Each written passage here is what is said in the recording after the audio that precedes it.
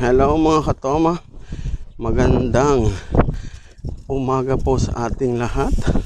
Happy Good Sunday. Andito po ako ngayon sa Bermosa. Dito po ako madalas nag-i-ehersisyo kasi maganda po yung lugar. Kaya belong-belo ka po, tsaka marami kang kasama rito, mga rich kid. Si katoma nyo lang ang hindi rich kid. Joke lang. Ayan mga katoma, binabati ko pa lang ang aking mga kaibigan ng mga boss. Si Jun Isidro, si Boss Henry Pangilinan, si Boss Sherwin Raymond Aratea, si Boss Julius Benjamin Abetria, si Boss Ray Wanillas.